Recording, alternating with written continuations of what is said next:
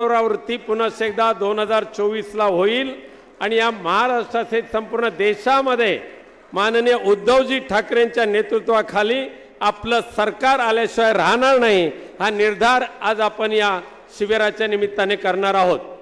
माननीय पक्षप्रमुख उद्धव साहेबांची परवानगी घेऊन शिबिराच्या कामकाजाला सुरुवात करत असताना नाशिकचे पदाधिकारी मग जिल्हा प्रमुख अजय विजय करंजकर, सुधाकर बडगुजर, दत्ता नाना, विनायक पांडे, विलास शिंदे हे सगळ्या पदाधिकाऱ्यांना विनंती करतो की त्यांनी माननीय उद्धव साहेबांचं पुष्पहार देऊन स्वागत करावं।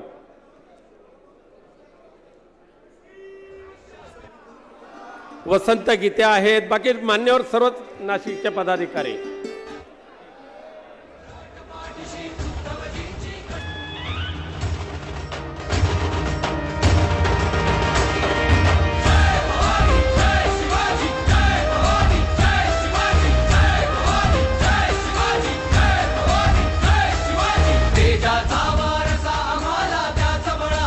यानंतर या व्यासपीठावर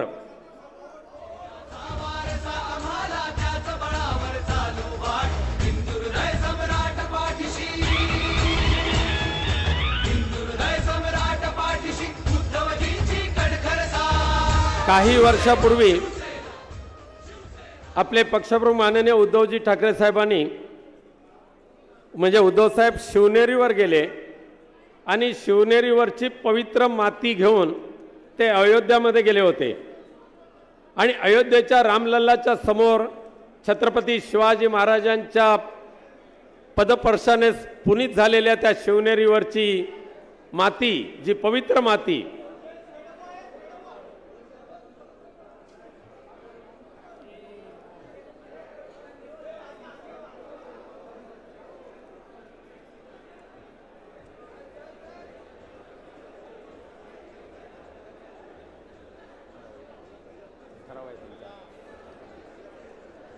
शिवनेरीची पवित्र माती अयोध्येला घेऊन आपले पक्षप्रमुख माननीय उद्धव साहेब गेले होते।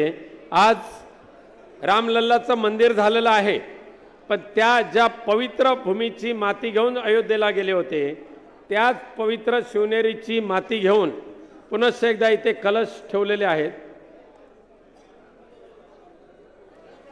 ते नंतर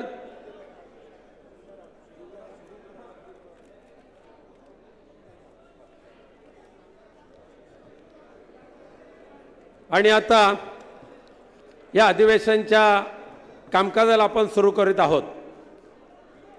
पहिले वक्ते आहेत साहजिकच शिवसेनेचे नेते, खासदार, सामनाचे संपादक आणि उत्तर महाराष्ट्राचे नेते माननीय संजय राऊत।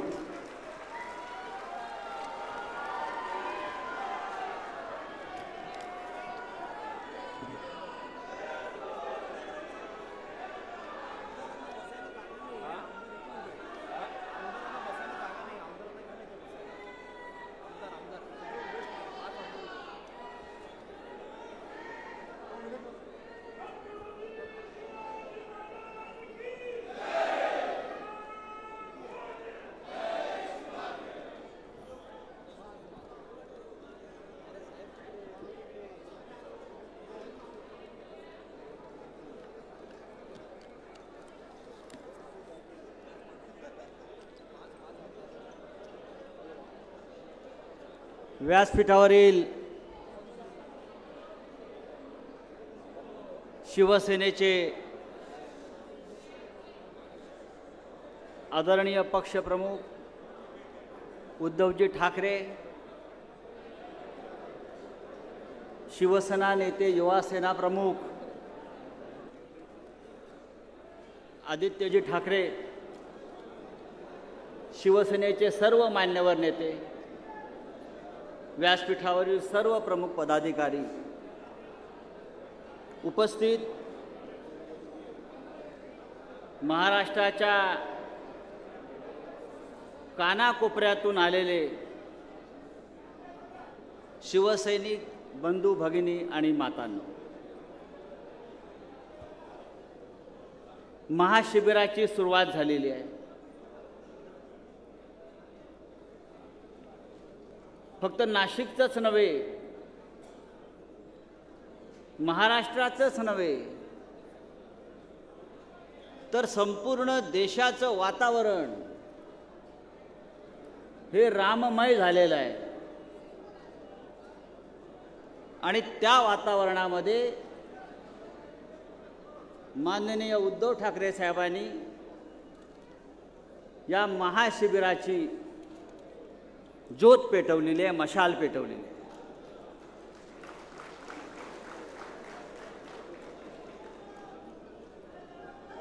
मित्रांनो, प्रभु श्री राम से हमारा पुराना नाता है.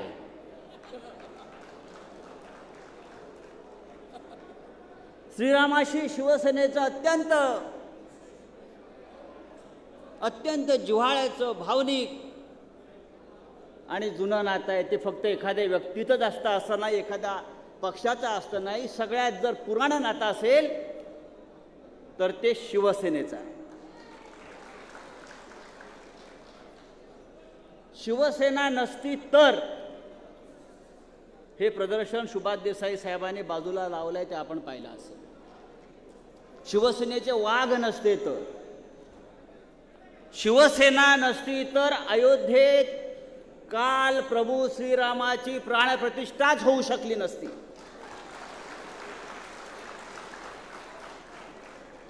शिवसेनेचे वाघ तिथे पोहोचले. शिवसेनेच्या वाघांनी धैर्य दाखवलं, शौर्य दाखवलं आणि म्हणून काल देशाच्या पंतप्रधानांना अयोध्येत जाऊन प्रभू श्रीरामाची प्राणप्रतिष्ठा करता आली. म्हणून शिवसेनेचं प्रभु राम से पुराना नाता है. लोक म्हणतात शिवसेनेचा संबंध काय रामाशी. समर्थ रामदासाने सांगितलेलं आहे, ते शिवसेनेच्या बाबतीतच सांगितलेलं आहे. आम्ही काय कुणाचे खातो तो श्रीराम आम्हाला देतो. तो राम आम्हाला देतो आणि आमचा राम बाळासाहेब ठाकरे असेल, आमचा राम काळा राम असेल, आमचा राम अयोध्येचा राम असेल. ज्या ठिकाणी हे अधिवेशन होतंय हे धर्मक्षेत्र आहे. हे धर्मक्षेत्र आहे, हे कुरुक्षेत्र सुद्धा आहे. कारण आजपासून या जागेवरून आपण कुरुक्षेत्रावर जी लढाई सुरू केली होती ती लढाई या कुरुक्षेत्रावरून, या धर्मक्षेत्रावरून आपण सुरू करणार आहोत. जो राम अयोध्येतला तोच राम या पंचवटीतला आहे. इथे पंचवटी आहे आणि प्रभू श्री रामाच्या आयुष्यातलं, जीवनातला सगळ्यात मोठा संघर्ष कुठे झाला असेल तर तो या पंचवटीमध्ये, या नाशिक क्षेत्रामध्ये झालेला आहे.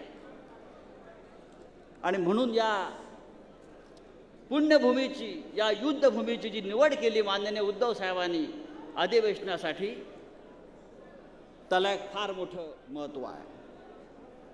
मी जेव्हा म्हणतोय की श्रीरामाचं आणि शिवसेनेचं नातं आहे, ते नातं असं आहे, रामाचं जे धैर्य आहे ते शिवसेनेचं धैर्य आहे, लक्षात घ्या. रामाचं जे शौर्य आहे ते शिवसेनेचं शौर्य आहे. आणि रामाचा जो संयम आहे तो उद्धव ठाकरेंचा संयम आहे, उद्धव ठाकरेंचा संयम आहे. म्हणून मी काल नाशिकमध्ये भगूरला, गंगातीरी काळाराम मंदिरात पाहिलं, पण मला एका वाक्यानं माझं लक्ष वेधून घेतलं. त्या होर्डिंगवरच्या, उद्धवजींच्या त्या होर्डिंगवरती दोन शब्द होते, संयमी योद्धा.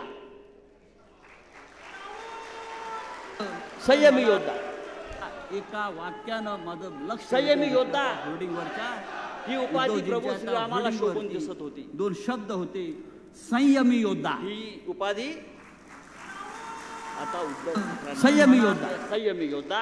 संयम आहे आणि युद्ध करण्याची त्यांच्यामध्ये संयमी योद्धा कमी घडलं. आणि ही उपाधी प्रभू श्रीरामाला नाशिकमध्ये जास्त घडलं. महाराष्ट्रात संयमी योद्धा ही उपाधी रामाने जे अतुलनीय धैर्य दाखवलं ते या पंचवटीत दाखवलेलं आहे.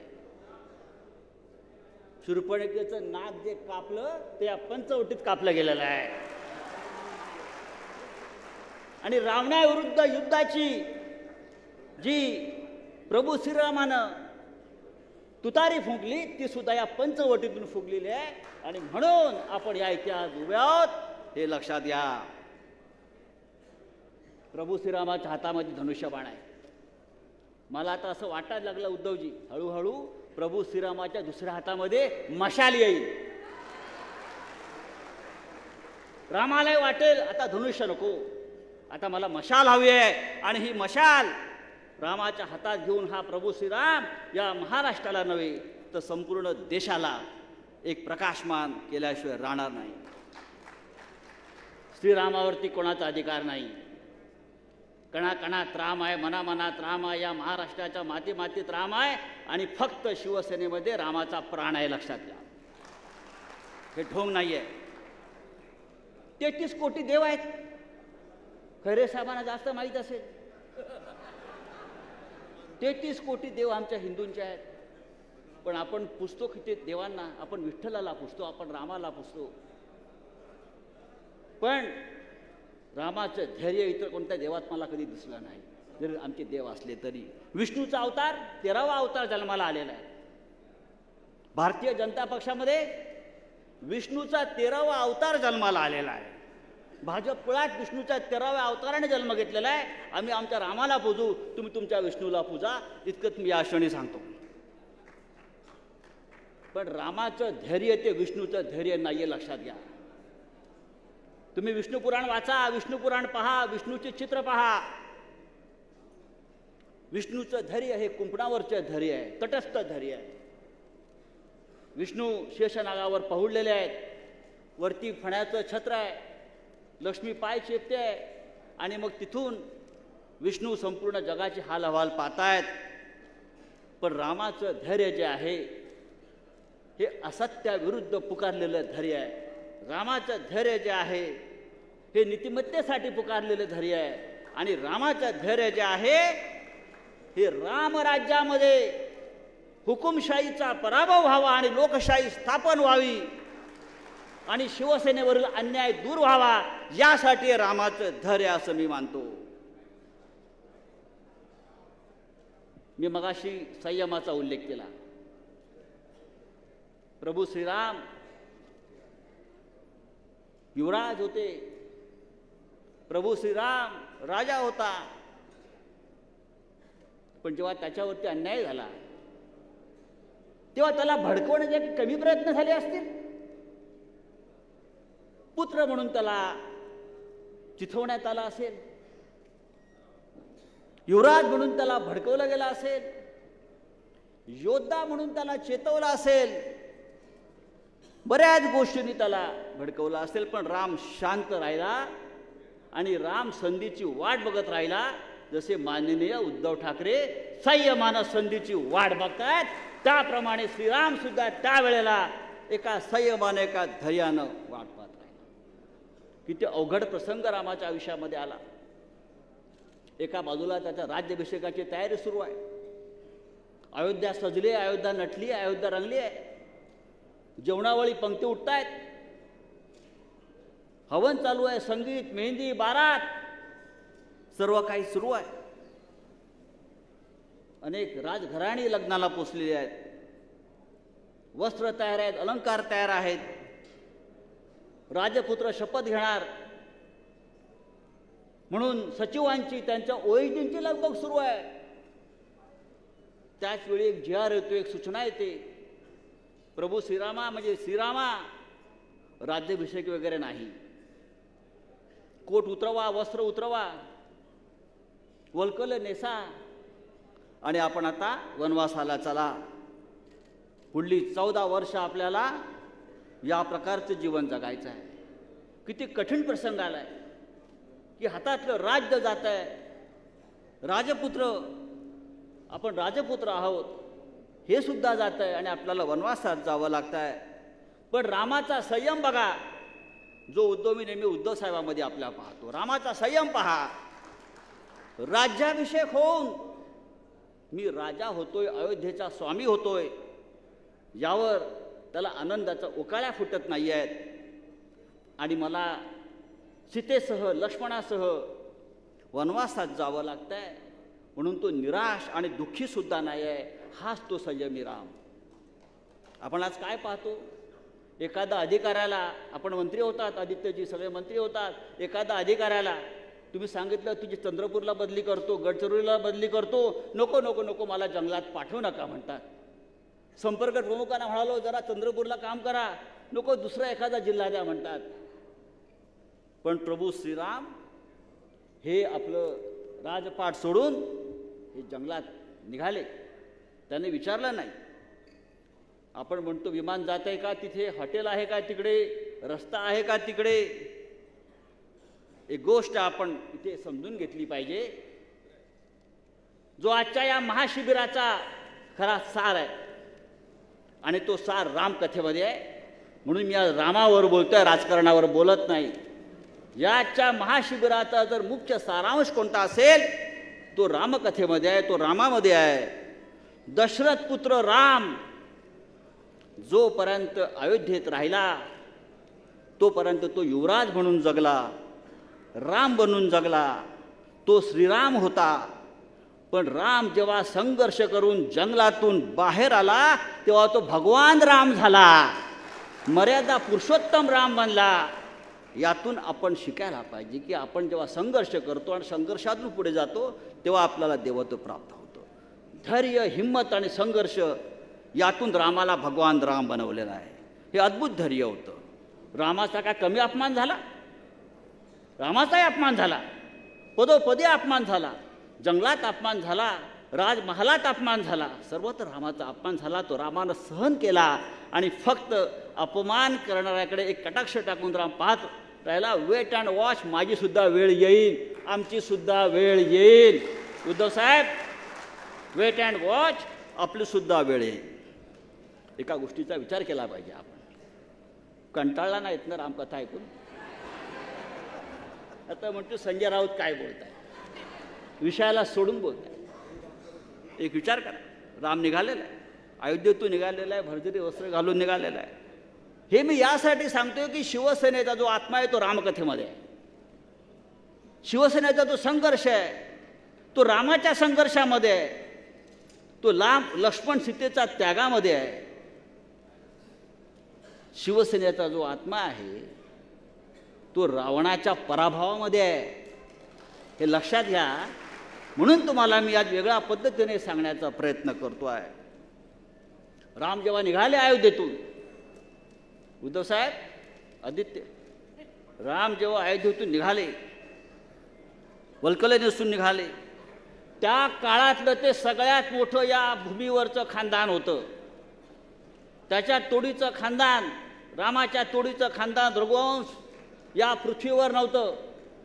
तरी त्यांच्या नशिबी वनवास आला.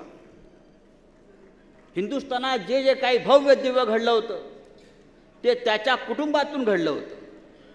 अनेक योद्धे त्या कुटुंबात निर्माण झाले होते. रघु, दिलीप, पुरुरवा, दशरथ, भरत, ज्या देशाचं नाव भारत जे जे पडले ते त्या कुटुंबाच्या भरत या माणसावरून पडलं होतं. त्याच्यासारखा योद्धा त्या कुटुंबात निर्माण झाला. राम जेव्हा निघाला तेव्हा संपूर्ण प्रवासामध्ये अनेक राजांची राज्य होती. त्यांना कळलं असेल की राजपुत्र निघालेला आहे, अयोध्येचा राजपुत्र निघालेला आहे, आपण त्याला भेटलं पाहिजे, आपण त्याचं स्वागत केलं पाहिजे, त्याला मदत केली पाहिजे.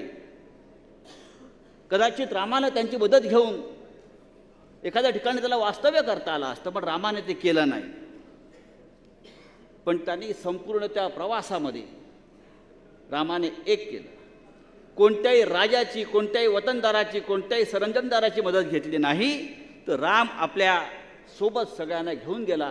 ती सामान्य माणसं होती, ती वानर होते, ती माकडं होती, आपल्यासारखी साधी माणसं होती, वंचित होते, आदिवासी होते. लक्षात घ्या, वंचित होते, आदिवासी होते, ओबीसी होते, क्षत्रिय होते, सगळे होते. आणि त्या सगळ्यांना घेऊन राम पुढे गेला.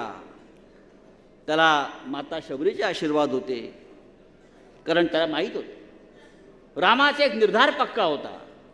रामाचा निर्धार असा होता की ज्या अन्यायाविरुद्ध, ज्या अत्याचाराविरुद्ध मी लढायला उभा ठाकलेलो आहे, ती लढाई मला जी लढायची आहे ती धनिकांच्या मदतीने मला लढायची नाही आहे, ती अंबानी अडाणीच्या मदतीने मला लढायची नाही आहे.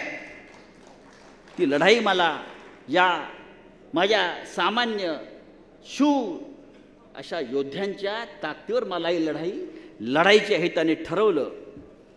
आणि म्हणून रामाचं महत्त्व हे शिवसेनेसाठी अत्यंत महत्त्वाचं आहे. राम आला की रावण येतो, राम आला की रावण येतो. तेव्हा एकच रावण होता. आज आपल्याला गेल्या 25-30 वर्षात जागोजाग रावणच रावण दिसत आहेत. दिल्लीत जा रावण, महाराष्ट्रात रावण, नाशिकमध्ये रावण, किती रावण. पण एक लक्षात घ्या, आपल्याला असं वाटतं आजचा रावण अजिंक्य आहे. नाही, तो रावण सुद्धा अजिंक्य नव्हता. तो रावण सुद्धा अजिंक्य नव्हता. त्या रावणाला बालीनं सुद्धा हरवलं होतं. बाली माकड वानर होता, त्या वानराला शेषबाहूनं हरवलं होतं. बालीने तर रावणाला आपल्या बगलेत त्याचं मुंडकं पकडून त्याची धिंड काढली होती आणि किल्ल्यावर त्याला आपटून मारण्याचा प्रयत्न केला होता. त्याच्यामुळे रावण अजिंक्य नव्हता. हे डोक्यातून काढा की रावण अजिंक्य आहे सध्याचा, अजिबात नाही. विजय आपला आहे, आपण जिंकणार. हे नाशिकमधलं मी सांगितलेलं सत्य आहे आणि ते सत्य होणार आहे, कारण मी रामभक्त आहे. प्रभूंना खरं वाटणार नाही, माझ्या पाठीचे प्रभू आहेत, पण मी रामभक्त आहे. बजरंगबली हनुमान जेव्हा सीतेचा शोध घेण्यासाठी लंकेत पोचला, हनुमानाला अटक झाली. रावणाचे सैनिक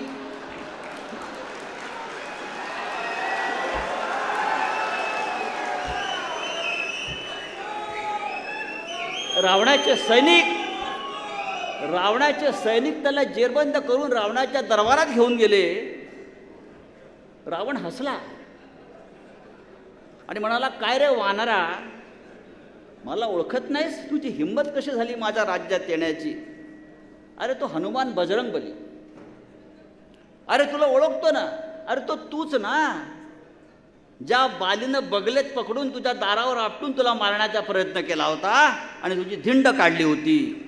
त्याबरोबर रावणाचा चेहरा पडला. हे मी यासाठी सांगतोय, हनुमान भर दरबारामध्ये हे यासाठी म्हणाला कारण त्याला रावणाचा कॉन्फिडन्स लूज करायचा होता.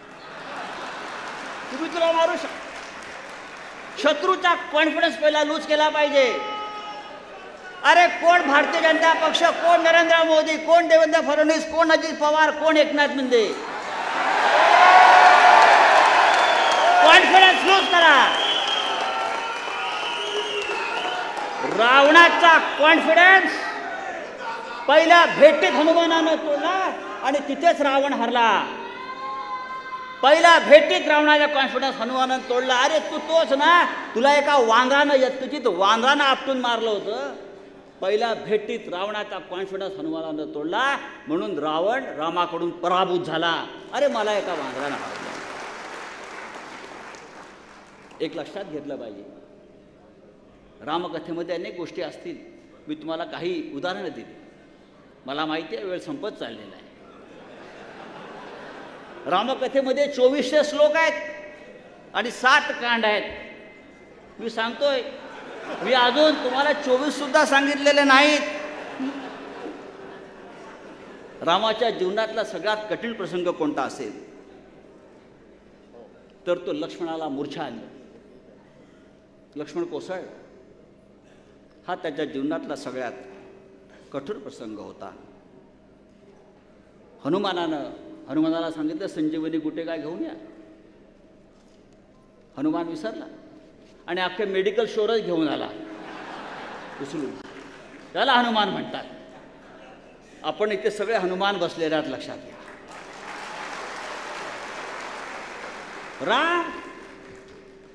रामामध्ये उत्तम लिडरशिप क्वालिटी होती. रामासारखा नेता झाला नाही, लक्षात घ्या. राम देव नव्हता, राम नेता सुद्धा होता. रामानं काय केलं, रामाने आपल्यातल्या सामान्यातल्या सामान्य वंचितांना, शूद्रांना कार्यकर्त्यांना नेता बनवलं. त्याने बालीला नेता केलं, त्याने सुग्रीवाला सेनापती केलं.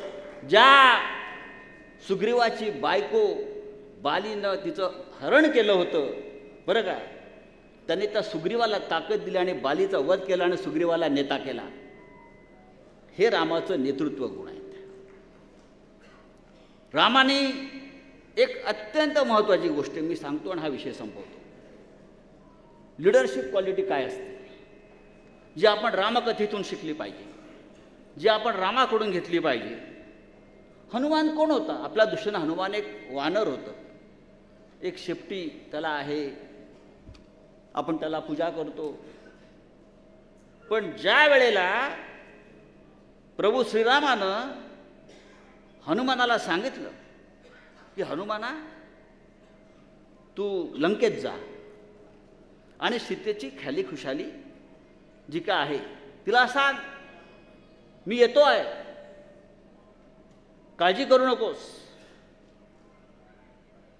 आपण असतं तर काय केलं असतं? आपण एखाद्या शाखा प्रमुखाला जरी काही काम सांगितलं तरी 10 वेळा त्याला समजलंय ना तुला, पण त्याच्यावरती अजून 2 माणसं आपण नेमतो. अरे बघ तो काय करतो आहे. त्याचा हनुमानावरती विश्वास होता.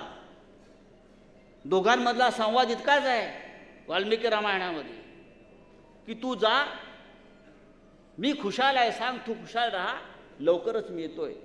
आणि पुढल्या सगळ्या घडामोडी हनुमानानं त्याच्या स्वतःच्या हिमतीवर केलेल्या आहेत.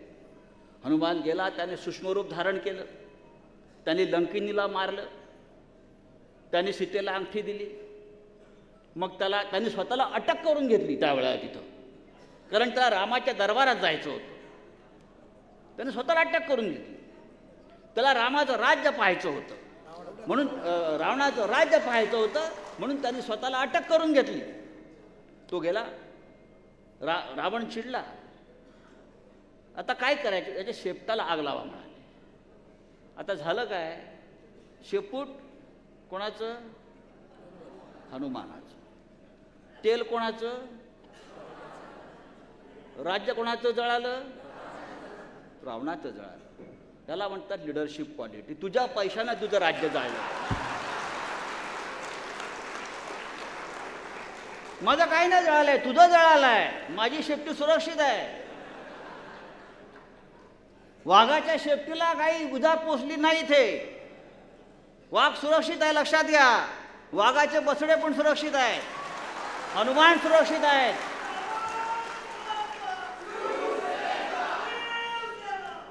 तर रामानं हनुमानाला जे सांगितलं ते तेवढंच सांगितलं आणि बाकी पुढलं सगळं रामायण हनुमानानं निर्माण केलं. याला म्हणतात लिडरशिप क्वालिटी, नेतृत्व. आपल्या सहकार्यांवरती विश्वास ठेवा. आपले सहकारी ताकदीचे आहेत, ते करू शकतात. इकडली दुनिया तिकडे करू शकतात. उद्धवजी हे एवढे हनुमान इथे बसलेले आहेत. लंकेला आग लावायला किती वेळ लागतो आहे? तुमच्या आदेशाची गरज नाहीये. आम्ही आहोत. आजच्या महाशिबिराचं वैशिष्ट्य तेच आहे. उद्धवजी आम्ही आहोत हे सांगण्यासाठी आम्ही आलेलो आहोत. तुम्ही आहातच. रामाच्या कथेचा दुसरा शेवटचा एक सार सांगतो आणि विषय संपवतो. नेतृत्व जे ईश्वरानं निर्माण केलेलं आहे ते माझं भाग्य आहे. हे राम सांगतो. जे ईश्वरानं निर्माण केलेलं आहे ते माझं भाग्य आहे. आलतू फालतू मिंदेच्या कारस्थानानं माझं भाग्य बदलणार नाही. आमच्या भाग्यात आहे ते आम्ही शौर्यानं लढून मिळवू. समय से पहले और भाग्य से ज़्यादा कुछ नहीं मिलता.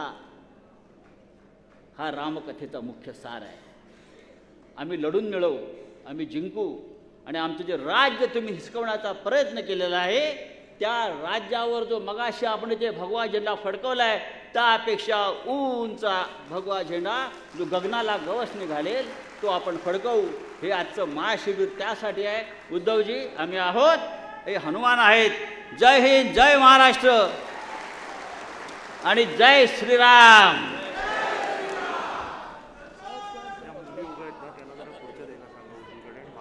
धन्यवाद राऊत साहेब. फक्त सूचना आहे, पाठीमागे स्वयंसेवक उभे आहेत, त्यांनी दरवाजा जे बंद करून घ्यायचा आहे. निमंत्रित शिबिरांसाठी आहे. आणि ज्या मुली उभ्या आहेत त्यांना पुरुषांनी खुर्च्या खाली करून द्यायच्या आहेत. यानंतर मी या ठिकाणी आमंत्रित करतोय शिवसेना नेते माननीय अरविंद सावंतजी. अरे एवढा रोडवलेला आवाज कसा चालेल? जय भवानी. नाशिकच्या पदाधिकाऱ्यांना विनंती आहे की ताबडतोब व्यासपीठावर उपस्थित असलेल्या सर्व नेत्यांना पुष्पगुच्छ देऊन त्यांचं स्वागत करायचं आहे. अरविंद सावंत साहेब.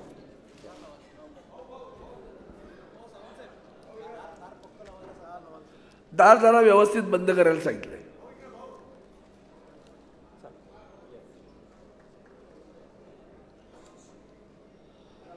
महाराष्ट्राचा आराध्य दैवत छत्रपती शिवाजी महाराज, भारतरत्न डॉक्टर बाबासाहेब आंबेडकर आणि ज्यांनी तुमच्या आमच्या धमन्यांमध्ये मराठीचा श्वास दिला, ध्यास दिला, हिंदुत्व रोमारोमात भिनवलं, ते वंदनीय हिंदू हृदय सम्राट शिवसेना प्रमुख श्रीमान बाळासाहेब ठाकरे आणि तुम्हा आम्हा सर्वांच्या लाडक्या मा सोमिनाताई ठाकरे यांना भावांजली वाहतो. आणि आज 23 जानेवारी वंदनीय शिवसेना प्रमुखांचा जन्मदिवस. तुम्हा सर्वांच्या वतीनं वंदनीय शिवसेना प्रमुखांना अभिवादन करतो.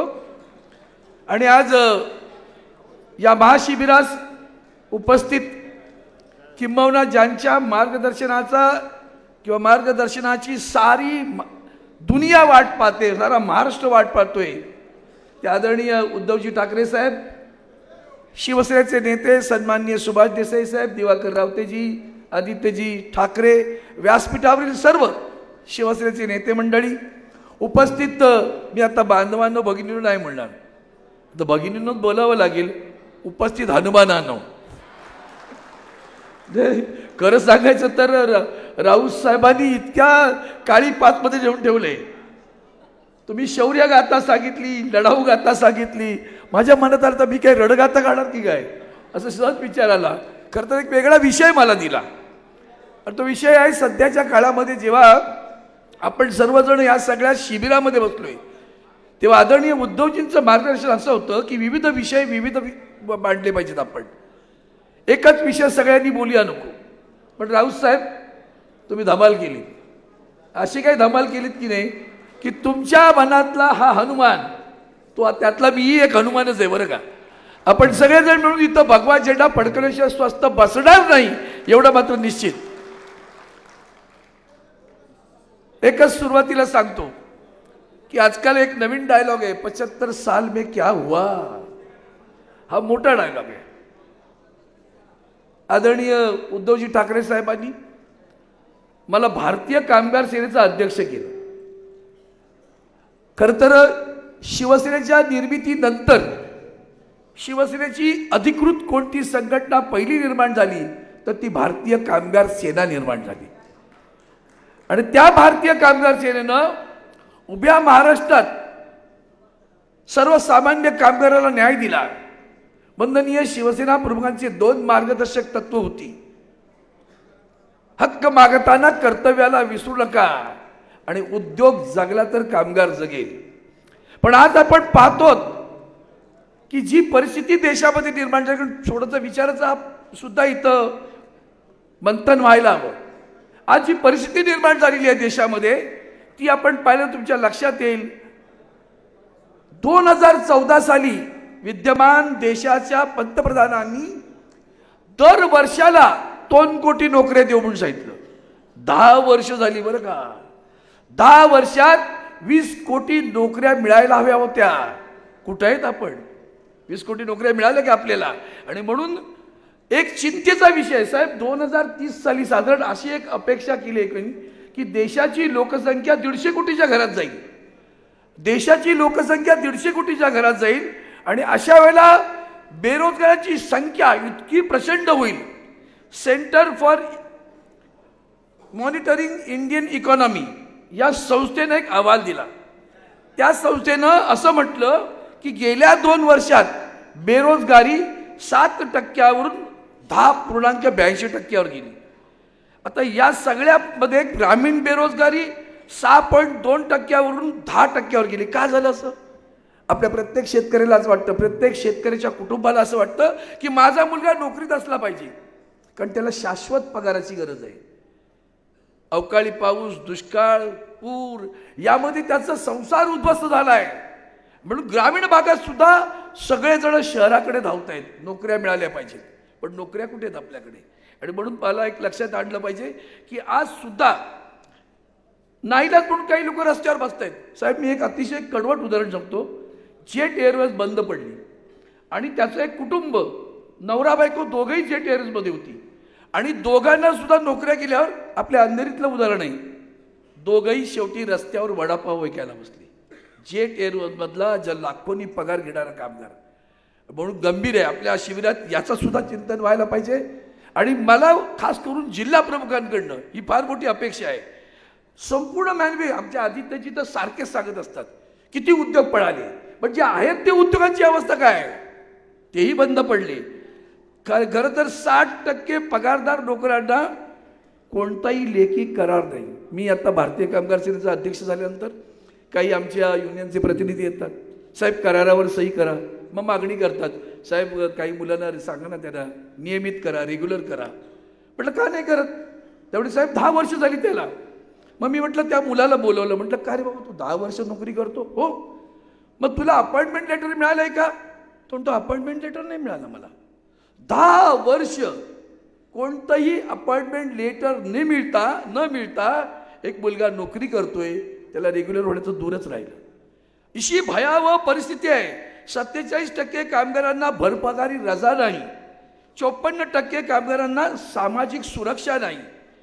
अशा परिस्थितीत आपली माणसं आज या सगळ्या उद्योगांमध्ये, आम्ही भारतीय कामगार सेना म्हणून एवढा प्रयत्न असतो की आपण याच्यातनं प्रयत्न केला पाहिजे, जगवले पाहिजेत, उद्योग जगवले पाहिजेत. करार करताना सुद्धा साधा अर्थ एकच आहे, कामगारांना आर्थिक सुरक्षा नाही, सामाजिक सुरक्षा नाही आणि कायदेशीर संरक्षण सुद्धा राहिले नाही.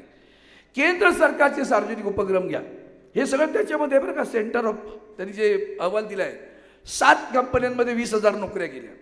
BSNL मध्ये 1.8 लाख नोकऱ्या गेल्या. स्टील अथॉरिटी MTL मध्ये 30,000 नोकऱ्या गेल्या. आणि या उपक्रमांमध्ये आता कंत्राटी पद्धत सुरू आहे. सगळेजण टेम्पररी. म्हणजे माझ्याकडे ॲक्सिस बँकेची लोक आपल्याकडे आली होती, साहेब सगळेजण आमच्या नोकऱ्या पगारवाढ मिळत नाही. मी 10 वेळा त्यांच्याशी बसलो. वेंडरला दिले नसतं, वेंडर म्हणतो मी द्यायला तयार आहे, पण बँकेने मला दिलं पाहिजे ना वाढीव. बँक वाढीव द्यायला तयार नाही. ते काय करणार ती माणसं? 10 वर्ष पिळवणूक चालू आहे. 2 कोटी नोकऱ्या देणार बरं का आम्ही. ते 2 कोटी नोकऱ्या तर राहिलाच. मेक इन इंडिया आज खरं तर गुगल, ॲमेझॉन, इन्फोसिस ह्या सगळ्यांमध्ये नोकऱ्या गेल्या, कमी झाल्या. आणि त्याच्यातून आता आदित्यजी आर्टिफिशियल इंटेलिजन्स याचा आपल्या तरुण पिढीने खूप विचार केला पाहिजे. आता हा आर्टिफिशियल इंटेलिजन्स याच्यामध्ये सुद्धा आपल्याकडे नोकर भरतीचा काय परिणाम होईल याचा विचार आपल्याला करायला पाहिजे. स्टार्टअप होते ना, स्विगी, बायजू, अनअकॅडमी, शेअरचॅट, सगळ्यांच्यामध्ये 15,000 नोकऱ्या गेलेल्या आहेत. आणि म्हणून आत्ता विषय त्यातून आत्ता आरक्षणाची लढाई सुरू आहे. आरक्षण कुठं मिळेल? सरकारमध्ये. मग आरक्षण मिळेल, सगळं खाजगीकरण, अतिरेकी खाजगीकरण सुरू आहे.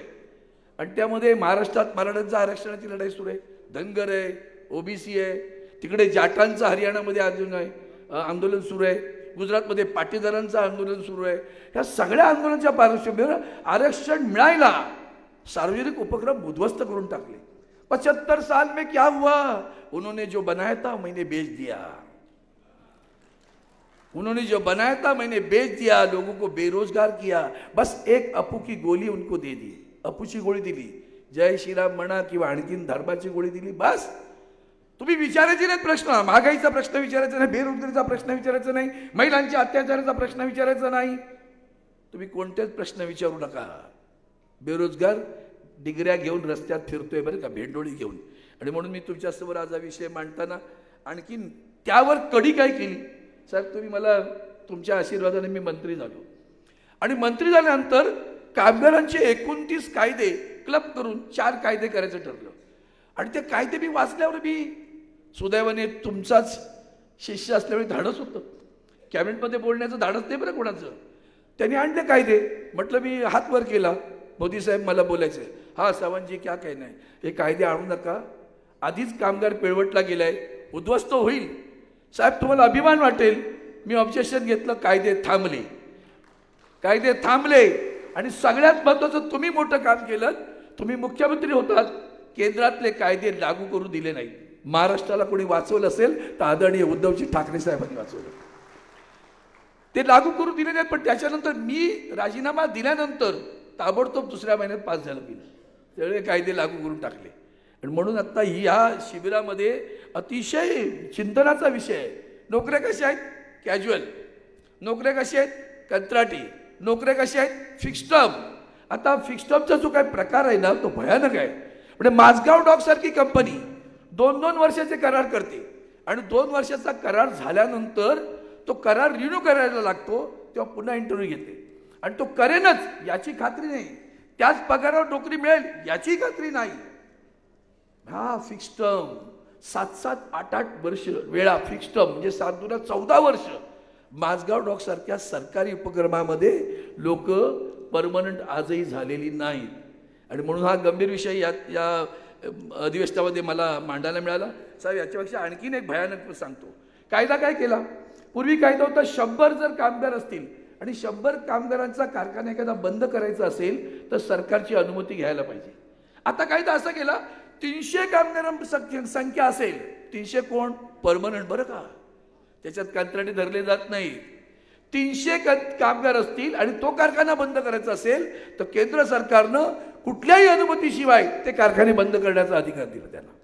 माझे मिर्लेकर ते बसले, मिर्लेकरांनी एकदा मला पुण्यातलं उदाहरण दिलं होतं. 100 पेक्षा कमी कर्मचारी होईनात जुन्या, त्यांनी काय केलं, VRS वर ऑफर केली आणि VRS ऑफर करून नंतर कुठेतरी एक मिळतं 2-4 गिरायकं आणि मिळाल्याबरोबर आकडा 97 वर आला. 97 वर आकडा आल्यावर शनिवारी लोक कामावर गेली होती, सोमवारी येऊन बघतात रविवार सुट्टी होती, सोमवारी येऊन बघतात कारखाना बंद झाला आहे. उद्ध्वस्त झाली लोक हजारोनी. नोकियासारखी कंपनी बंदी, 40-40 वर्ष वय झालं बरं का, आता नोकरी मिळणार नाही अशी अवस्था देशामध्ये आहे. सगळ्यात महत्त्वाचं साहेब एक कायदा पास झाला होता. आधी तुमच्यासाठी सांगतो, एक कायदा पास करतो जेटली असताना, NCLT आली त्या कायद्यामध्ये आणि त्या NCLTने काय केलं, जेट एअरवेजचं एक उदाहरण देतो तुम्हाला मी. NCLT मध्ये जेट एअरवेज बुडली, मग गेले NCLT कडे, नॅशनल पोल आमचा ट्रायब्युनल आहे, company law tribunal, national company law tribunal. Tribunal म्हटलं का सध्या भीतीच वाटते, आपला पण तो ट्रायब्युनलच होता ना राज्यात. तर त्या ट्रायब्युनलकडे गेल्यानंतर साहेब 60-70 लाख रुपयाची देणी निघाली. काय सांगावं, NCLTने 23,500 रुपये घ्या. गप्पा, 70 लाख येणं आहे, ग्रॅज्युएट आहे, प्रायव्हेट फंड आहे. मला अभिमान वाटतो साहेब, तुमच्या मार्गदर्शनानं, तुमच्या आशीर्वादानं भारतीय कामगार सेना लढली, सुप्रीम कोर्टापर्यंत लढली. NCA त्याचं अपिलेट आहे, त्या अपिलेटमध्ये लढली आणि आज त्या कामगारांना ग्रॅज्युएटेड प्रायव्हेट फंड देण्याचं काम भारतीय कामगार सेनेनं केलं. सोपी गोष्ट नाही बरं का. हे कायदे कसे उद्ध्वस्त करतायत बघा. सगळ्यात माझा विनोदाचा भाग दुसरा सांगतो. विनोद नाही, गंभीर आहे. आपल्याकडे आपले अनिल अंबानी, आमच्या थोरल्या बंधूंचे छोटे बंधू, त्यांची एक कंपनी अवसायानात गेली. अवसायात गेली, तिच्यावर बँकेचं कर्ज किती? तिच्यावर बँकेचं कर्ज 47,500 कोटी. किती कर्ज? 47,500 कोटी. आणि ते कर्ज जेव्हा NCLT कडे गेल्यानंतर NCLTने काय म्हटलं, एक काम करा, तुम्ही 4,500 कोटी रुपये मध्ये या तंटा मिटवा. 47,500 कोटी रुपये कर्ज आणि 4,500 कोटी मध्ये तंटा मिटवा. आमच्या बँका सुद्धा NCLT कडे ऍक्सेप्ट करतात. ठीक आहे, आम्हाला हरकत नाही. 4,500 कोटी रुपये, शेतकऱ्याचं जरासं कर्ज राहिलं तर त्याच्या घरी जाता, त्याची भांडी कुठे रस्त्यात फेकता, नोटिसा त्याच्या घरावर लावता. अंबानीचं 27,500 कोटी रुपयाचं कर्ज NCLT 4,500 कोटी रुपयामध्ये करते. हे कशाचं होतं काय? आणि म्हणून तुम्ही गंभीरपणे हा विषय घेतला, तो यासाठीच घेतला. आणि शेवटचं एकच सांगतो, आज रेल्वेमध्ये 3,15,000 3.15 लाख नोकऱ्या अजूनही उपलब्ध आहेत. नेव्ही, आर्मी, एअरफोर्समध्ये 1.35 लाख नोकऱ्या आहेत. केंद्र सरकारच्या सार्वजनिक 248 उपक्रमामध्ये 8 लाख नोकऱ्या आहेत. 25 वर्षावरील 42% युवा बेरोजगार आहे. हे मुद्दा माझा आकडेवारी सांगितली, कारण अधिवेशन आहे, काय जाहीर भाषणात बोलता येत नाही अशी आकडेवारी किंवा सभागृहात बोलता येतं. आणि म्हणून शेवटी एकच सांगतो, आपण सर्व शिवसैनिकात हनुमान आहेत. आपलं शिवसेनेचं गाणं फार सुंदर आहे, दगदगता अग्नी चहूकडे आणि मार्ग निखाऱ्याचा. मला उद्धवजींच्या धाडसाचं खूप कौतुक वाटतं. कोविडमध्ये या माणसानं जे काम केलं त्याला वर्ल्ड हेल्थ ऑर्गनायझेशन डोक्यावर घेतलं, सगळ्यांनी कौतुक केलं. आणि हा म्हणता उद्धवजी आमच्या महाराष्ट्राचे कुटुंब प्रमुख झाले, याच्यापेक्षा कोणती मोठी गोष्ट आपल्याला आहे सांगा.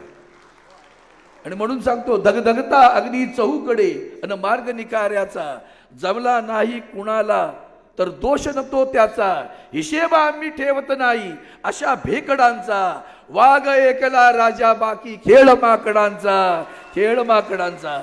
म्हणून तुम्हा सर्व वाघांना आव्हान करतोय, हा जो विषय मी तुमच्यासमोर मांडलाय तो समजून घ्या. जिल्हा प्रमुखांनी पुढे या, भारतीय कामगार सेनेच्याकडे कामासाठी त्या संदर्भात आपला संपर्क साधा. शेवटी एकच सांगतो, आदरणीय उद्धवजी, तुमच्या संदर्भात जो घडलं त्याचं एक वाक्य फक्त सांगतो. चांगल्या माणसाची किंमत कमी करता येत नाही बरं का. अच्छे आदमी भले आदमी की कीमत नहीं कमी करते हैं. सोने के कितने भी टुकड़े हो जाए लेकिन सोने की कीमत कम नहीं होती है. सोने जैसा आदमी हमारा नेता है, उसके कितने भी टुकड़े करो उसकी किंमत नाही. पक्ष आमचा फोडताय, तुकडे करताय, कधीच किंमत कमी होणार नाही. आणि म्हणून आज या ठिकाणी हा जो विषय, गंभीर विषय मी अशी बिरत मांडलाय, त्याचं सगळ्यांनी गंभीरतेने घ्यावं आणि आपल्याला आपण हातात हात घालून, कारण देशातल्या शेतकऱ्यांसाठी केलेले कायदे, देशाच्या पंतप्रधानांना मी सभागृहात विनवणी केली, आपण जाऊन एकदा भेटा, नाही भेटले. शेवटी देशाची माफी मागावी लागली आणि कायदे घ्यावे लागलेत. उद्या कामगारांच्या बाबतीत सुद्धा अशाच एकत्र या आणि देशाच्या पंतप्रधानांना पुन्हा एकदा देशासमोर जाऊन माफी मागायला लागेल आणि सांगायला लागेल मी कामगारांचे कायदे मागे घेतोय. अशा प्रकारची आपण एकजुटीने काम करूया अशी शुभेच्छा देतो. आपली रजा घेतो. मला संधी दिल्याबद्दल आदरणीय पक्षप्रमुखांचे आभार मानतो. जय हिंद, जय महाराष्ट्र, वंदे मातरम. धन्यवाद अरविंद सावंतसाहेब. आणि यानंतर मी या ठिकाणी आमंत्रित करतोय शिवसेनेच्या उपनेत्या सुषमाताई अंधारे यांना.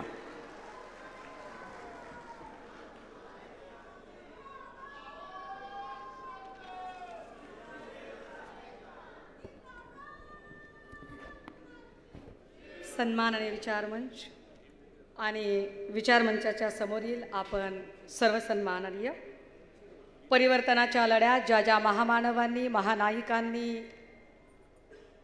आपलं बलिदान दिलं, त्या सर्व महामानवांना, महानायिकांना विनम्र अभिवादन करत, या देशामध्ये आम्ही स्वतंत्र आणि अत्यंत आश्वस्तपणे मोकळा श्वास घेऊ शकतो ते ज्या सीमेवर लढणाऱ्या सैनिकांमुळे, त्या सर्व सैनिकांना, शहीदांना आणि त्यांच्या वीरपत्नींना अभिवादन करत, कालचा राम मंदिर प्राणप्रतिष्ठा सोहळा ज्या कारसेवकांमुळे आपण अनुभवू शकलो, त्या वंदनीय बाळासाहेबांच्या सगळ्या सच्च्या कारसेवकांना आणि शिवसैनिकांना अभिवादन करत, आज वंदनीय बाळासाहेब ज्यांनी शिवसेनेचा वटवृक्ष वाढवला, घडवला, त्यांचा जन्मदिवस आहे आणि त्यांच्या जन्मदिवशी होणाऱ्या या महाअधिवेशनाचा मी भाग होत आहे. हा माझ्यासाठीचा दुग्ध शर्करा योग आहे. या अधिवेशनाचे माझ्यासाठी याही दृष्टीने महत्त्व आहे की हे अधिवेशन नाशिकमध्ये होत आहे. नाशिक अनेक कारणांसाठी प्रसिद्ध आहे. नाशिक MD ड्रगचे साठे सापडतात म्हणून प्रसिद्ध आहे. नाशिकमध्ये ललित पाटील सारख्या गुन्हेगारांना पाठीशी घालणारे काही नेते और फिर भी मेरी ही दाढ़ी कैसे सफेद है असे सांगणारे काही बदमाश इथे आहेत म्हणूनही नाशिक चर्चेत आहे. उगाचच उडता तीर आपल्या अंगावर घेत मीच बडी भाभी, मीच छोटी भाभी असे म्हणणारे लोकही या नाशिकमध्ये आहेत. पण त्याहीपेक्षा महत्त्वाचं, नाशिकमधल्या काही ऐतिहासिक संदर्भ, भगूर स्वातंत्र्यवीर सावरकरांचं जन्मस्थळ, अत्यंत सगळ्यांच्यासाठी श्रद्धास्थान असणारं काळाराम मंदिर आणि काळाराम मंदिराच्या बाहेर आम्ही सुद्धा तुमच्यासारखी 2 हाताची 2 पायांची माणसं आहोत. तुमच्यासारखाच 2 हातांच्या 2 पायांच्या माणसांना असणारा अधिकार आम्हालाही मिळाला पाहिजे. ही समतेची चळवळ चालवणाऱ्या विश्वरत्न डॉक्टर बाबासाहेब आंबेडकरांचा सत्याग्रहाची साक्ष देणारा शिलालेख, ज्या शिलालेखाला सन्मान्य पक्षप्रमुखांनी काल अभिवादन केलं, अशा नाशिक शहरामध्ये विशेषतः नाशिकचं अधिवेशन झाल्यानंतर शिवसेनेचं सत्ता आली होती. पुन्हा नाशिकमध्ये अधिवेशन होतंय. ही पुन्हा शिवसेनेची सत्ता येण्याची नांदी असेल. सर, प्रभू श्रीराम हा आमच्या आस्थेचा श्रद्धेचा विषय आहे. काल भाजपने त्याचं पॉलिटिकल टूल किट करण्याचा प्रयत्न केला, पण आम्हाला आनंद आहे सर. बाई म्हणून तर मला खूप जास्त आनंद आहे, कारण प्रभू श्रीराम एकवचनी, एकबाणी, एकपत्नी अशी त्यांची व्यक्तिरेखा जी आम्ही रामायणामध्ये अनुभवलेली आहे आणि त्या प्रभू श्रीरामाचे खरे सच्चे अनुयायी आपण शोभता. ते याच्यासाठी सर मी बाई म्हणून आपले विशेष आभार मानले पाहिजे. या महाराष्ट्रात, या भारतात अर्धी लोकसंख्या, 50% लोकसंख्या ही महिलांची लोकसंख्या आहे आणि प्रभू श्रीराम एकपत्नी, एकवचनी, एकबाणी होते. सर, काल आपण प्रभू श्रीरामाच्या मंदिरामध्ये दर्शनाला गेलात, सगळे रिच्युअल्स पार पाडलेत आणि आपण अत्यंत सन्मानाने महिला म्हणून आमच्या वहिनींचे अधिकार कुठेही डावलले नाही. आमच्या वहिनींना ते सगळे अधिकार आपण दिले. बाकी आम्ही काल बघितलं सर, काही नेते तुरु तुरु एकटेच जात होते आणि पत्नी वनवासातच. सर, वाईट वाटत होतं सर, एवढ्या गुढ्या उभ्या केल्या आणि पत्नी सोबत नाही. पण आपण तसं केलं नाही सर. आपण आमच्यासाठी आदर्श आहात की आपण प्रत्येक ठिकाणी वहिनींना सोबत घेतलं, म्हणजेच आपण महिला शक्तीचा सन्मान करणारे आहात. आणि या दृष्टिकोनातून आम्हा सगळ्या महिलांच्यासाठी आपण खऱ्या अर्थाने आदर्श प्रभू श्रीरामाचे सच्चे अनुयायी आहात.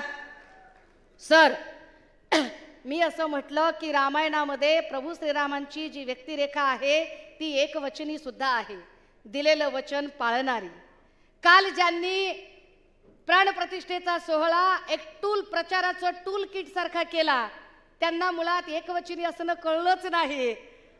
ते आशिष कुरेशी, सॉरी शेलार आहे वाटतं ते, हां, तर ते आशिष शेलार आणि असे खूप सारे लोक ते असं म्हणाले की अरे अरे आमचा नेता, यांना हे कळलंच नाही.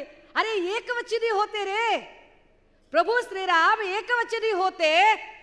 ह्यांचा नेता 72 तासाच्या आत विसरून जातो 70,000 कोटीच्या घोटाळ्याचा आरोप कोणावर केला आणि त्यालाच परत घेतो सोबत. कसले एकवचनी? ते आमचे देवा भाऊ इकडे एकवचनी एकवचनी म्हणतात आणि ते सांगतात राष्ट्रवादीशी युती नाही नाही नाही, आपा धर्म नाही, शाश्वत धर्म नाही, कधीही नाही. आणि पहाटे दुपारी 2-2दा लव्ह मॅरेज करतात, पळून जाऊ जाऊ लव्ह मॅरेज करतात.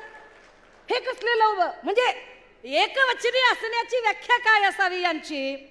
सर, आम्हाला ही गोष्ट आवर्जून यासाठी सांगावी लागते कारण काल प्रभू श्रीरामाचे टूल किट ज्यांनी केले त्यांना विसर पडला की तुम्ही श्रीराम आले आणले असं कितीही म्हणालात तरी तुम्ही रामराज्य आणू शकणार आहात का? रामराज्य आणणं जास्त गरजेचं आहे आणि रामराज्याची संकल्पना महात्मा गांधींनी सांगितली होती, ती फार महत्त्वाची. ते असं म्हणतात की जेव्हा या देशातली स्त्री रात्री 12 वाजता सुद्धा अत्यंत निर्भयपणे रस्त्याने वावरू शकेल तेव्हा खऱ्या अर्थाने ते रामराज्य आलेले असेल. आमची अडचण अशी आहे सर, मोदीजींच्या काळामध्ये रात्रीच्या 12चं मला माहित नाही, पण दिवसा 12 सुद्धा आमची स्त्री निर्भयपणे रस्त्याने वावरू शकत नाही. हा आमचा प्रॉब्लेम आहे आणि त्यामुळे महिलांच्या अडचणी किंवा महिलांचे प्रश्न मांडले पाहिजेत, त्याच्यावर बोललं पाहिजे. पण आपल्यालाच कसा महिला शक्तीचा फार पुळका वगैरे आहे असं सांगणारे लोक ज्यांना याचा विसर पडतो की या देशाच्या प्रथम नागरिक राष्ट्रपती असणाऱ्या महामहिम द्रौपदी मुर्मूजी, ज्यांना ना संसदेच्या उद्घाटनाच्या वेळेला ते निमंत्रण देतात आणि सन्मानाने बोलावतात, ना कालच्या कार्यक्रमामध्ये, म्हणजे महिलांचा सन्मान कसा पायदळी तुडवला जातो, सतत महिलांचा अपमान केला जातो. मग त्या खेळाडू महिला असतील किंवा हाथरसच्या महिला असतील, उन्नाव कठुआच्या महिला असतील, किंवा रोज महाराष्ट्रात किंवा भारतात रोज यांच्या पॉलिटिकल लीडर्सनीच प्रताडित केलेल्या महिला असतील, याच्यातल्या एकाही महिलांना ते न्याय देत नाहीत. तरीही त्यांनी असं सांगितलं की ते काहीतरी महिला आरक्षणाचं बिल, गाजर दाखवतात आम्हाला. साधं गणित आहे. भारतामध्ये जी काही खासदारांची 543 खासदारांची संख्या आली, 1971च्या जनगणनेनुसार 543 खासदार इथे आले. 1971ला आपली लोकसंख्या 65 ते 70 कोटी होती. 65 कोटी लोकसंख्येच्या आधारावर जर 543 खासदार असतील तर आज घडीला 2030 मध्ये आपली लोकसंख्या 130 कोटी आहे. जर 65 कोटीला 543 तर 130 कोटीला किमान 1000 प्लस खासदार असले पाहिजे. आणि किमान 1000 प्लस खासदार होण्यासाठी आधी या देशाचा सेन्सस झाला पाहिजे. तो सेन्सस होताना जातनिहाय जनगणना होणे अधिक महत्त्वाचे आहे, जेणेकरून कुणावरही अन्याय होणार नाही, ना ओबीसीवर होईल ना मराठ्यांवर होईल. ती जातनिहाय जनगणना झाल्याशिवाय महिलांचा आरक्षणाचा टक्का नेमका किती आहे ते कळणार नाही. आणि या सगळ्या प्रोसेसला किमान 2034 उजडेल. म्हणजे 2034ला जी गोष्ट आम्हाला मिळणार आहे त्याच्यासाठी मोदीजी आणि त्यांचे सगळे बालिश व्हॉट्सअप युनिव्हर्सिटीतनं तयार झालेले अर्धवट विद्वान भक्त हे आम्हाला आता सांगतात की अहो आरक्षण, जे आम्हाला आता मिळणारच नाहीये. मी अजून एक महत्त्वाची गोष्ट स्पष्ट केली पाहिजे, जे आपल्या सगळ्यांना माहिती आहे. या भारतामध्ये 2 मोठी महाकाव्य झाली, एक रामायण आणि एक महाभारत. रामायणाने आणि महाभारताने 2 वेगळ्या गोष्टी आम्हाला शिकवल्या. रामायणाने असं शिकवलं की हरिण कधीच सोन्याचं नसतं, मृगजळाच्या मागे धावू नये.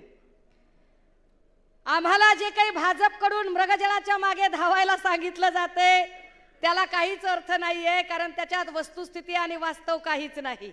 निव्वळ प्रचारकीय आणि ॲडव्हर्टाइज मुवमेंट आणि मार्केटिंग केलं जाते. महाभारतात अजून एक गोष्ट आम्हाला सांगितली गेली, शिकवली गेली की जेव्हा कधी असत्याच्या बाजूने बहुमत असत्याच्या बाजूने जर असेल तर सुडाचं राजकारण सुरू होतं. महाभारतामध्ये कौरवांचं बहुमत होतं, सत्ता असत्याच्या बाजूने होती. पण सत्ता असत्याच्या बाजूने जोपर्यंत होती आणि शकुनी सारखे पाताळयंत्री लोक कूटनीतीनं षडयंत्र करत फासे टाकत होते तोपर्यंत कौरवांचा विजय होत होता. राहुल नार्वेकरांच्या सारखे पाताळयंत्री लोक जोपर्यंत कपटनीतीने फासे टाकतात तोपर्यंत कदाचित कौरव पक्षामध्ये सामील झालेली गद्दार गँग असेल किंवा सगळे भ्रष्टाचारी असतील, यांना असं वाटतंय की फासे आपल्या बाजूने पडतील. पण महाभारतामध्ये प्रत्यक्ष कुरुक्षेत्रावर जेव्हा युद्ध सुरू झाले तेव्हा अंतिम विजय संख्येने कमी असणाऱ्या पांडवांचा झाला होता. तो अंतिम विजय आमच्या बाजूने असणार आहे.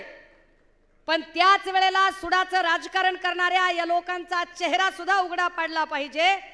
ज्या सुडाच्या राजकारणामध्ये सगळ्यांनी, माध्यमांनीही विचार करावा आणि इथे जमलेल्या प्रत्येक पदाधिकाऱ्याने विचार करावा. जोपर्यंत सत्तेमध्ये आपण होतो तोपर्यंत किरीट सोमय्या नावाच्या व्हिडिओ स्पेशालिस्टने ज्यांच्यावर आरोप केलेले होते त्यातले आता कोण आहेत? ज्यांच्यावर आरोप केले होते ते सगळेच्या सगळे त्यांच्या सोबत आहेत. मग ते यशवंत सरनाईक, भावना गवळी पासून ते अगदी 70,000 कोटीचा आरोप झालेल्या माणसांपर्यंतचे सगळे लोक त्यांच्या सोबत आहेत. पण ज्यांच्यावर सत्ता असताना आरोप नव्हते पण त्यांना सुद्धा तोडायचं आहे. सत्ता नसताना आरोप नव्हते ज्यांच्यावर, आपल्याकडे सत्ता होती तेव्हाही ज्यांच्यावर ते आरोप नव्हते असे लोक.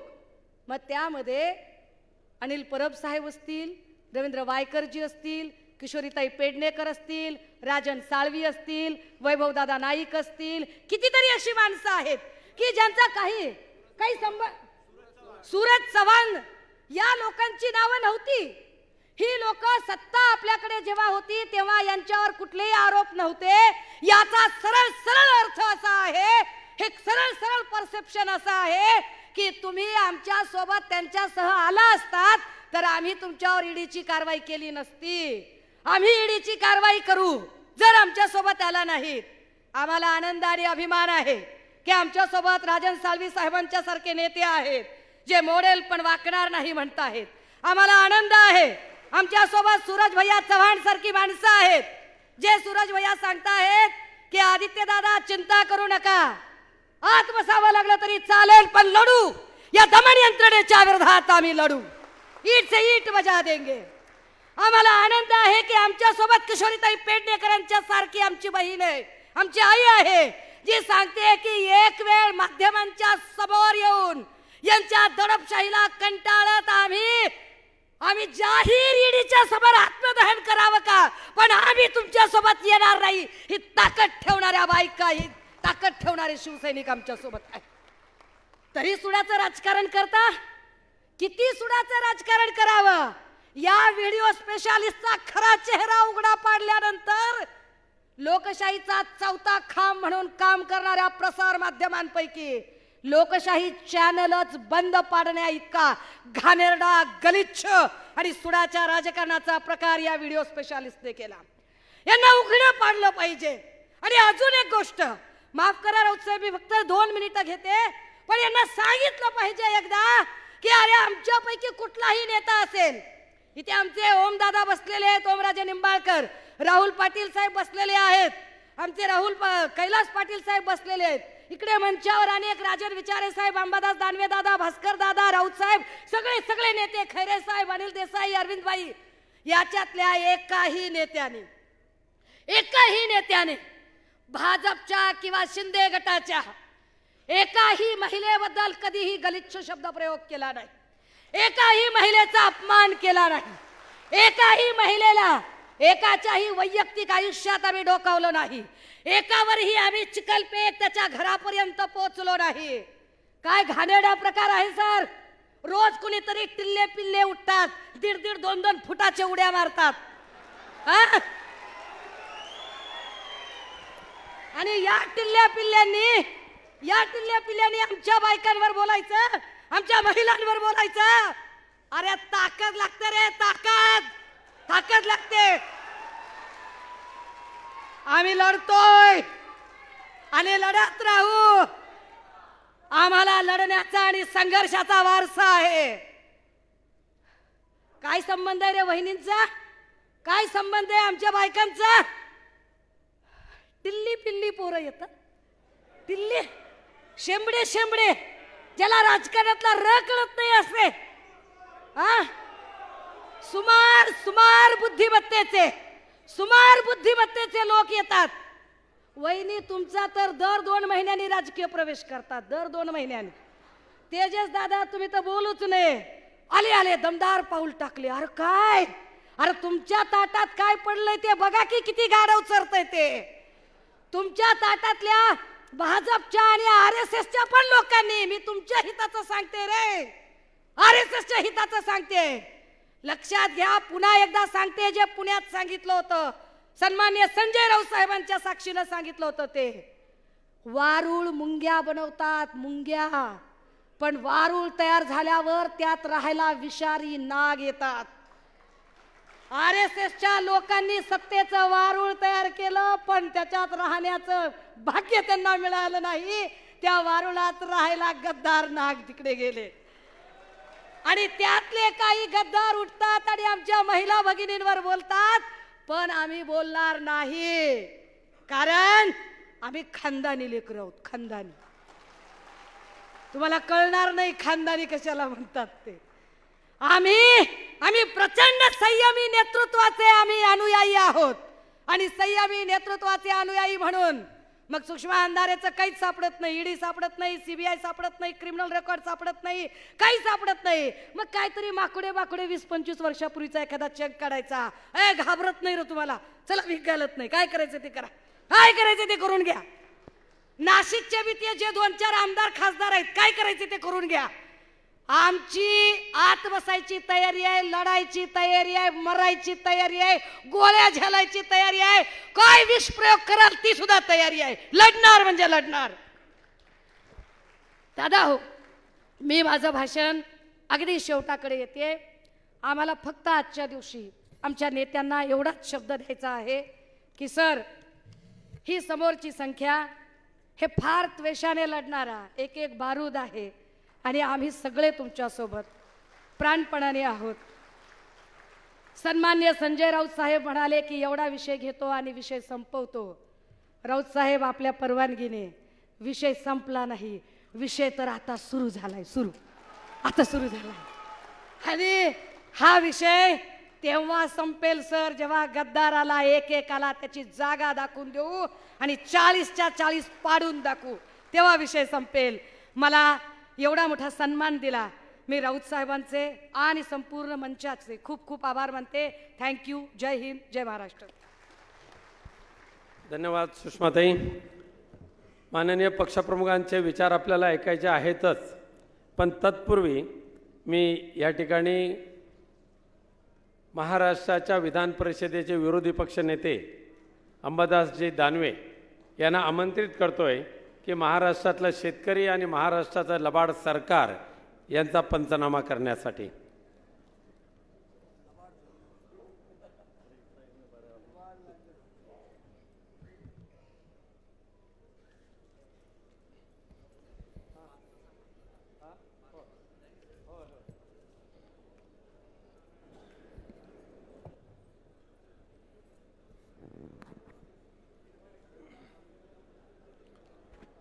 महाराष्ट्राची कुलस्वामिनी आई तुळजाभवानी, सह्याद्रीचा जाणता राजा छत्रपती शिवराय, हिंदू हृदय सम्राट शिवसेना प्रमुख श्रीमान बाळासाहेब ठाकरे यांना मानवंदना. व्यासपीठावरील सर्व उपस्थित मान्यवर नेते,